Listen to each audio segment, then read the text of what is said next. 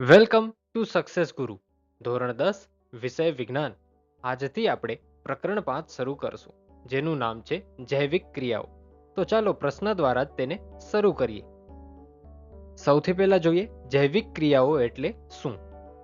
બધા જ સજીવો દ્વારા કરવામાં આવતી મુખ્ય ક્રિયાઓ જે સજીવોનું અસ્તિત્વ જાળવી રાખવા માટે જરૂરી છે તેને જૈવિક ક્રિયાઓ કહે છે, જેમાં સમાવેશ થાય છે પોષણ, શ્વસન, વહન અને ઉત્સર્જનનો.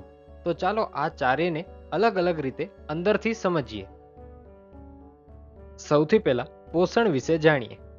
ઉર્જાના સ્ત્રોતને ખોરાક રૂપે બહારથી સજીવના શરીરની અંદર દાખલ કરવાની ક્રિયાને પોષણ કહે છે.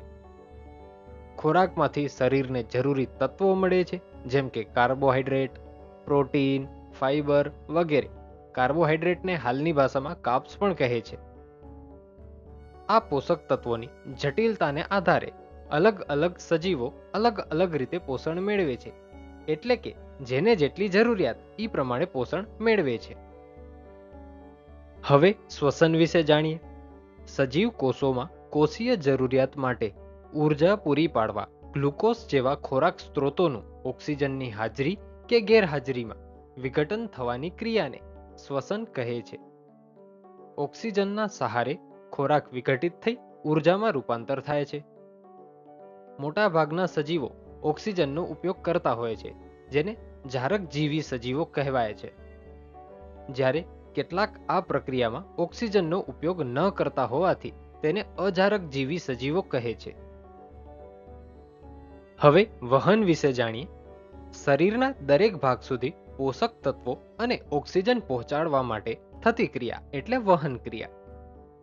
બધા કોષમાંથી એકત્ર કરેલ ઉત્સર્ગ દ્રવ્યો દૂર કરવા માટે ચોક્કસ વહન તંત્રની જરૂર પડે છે.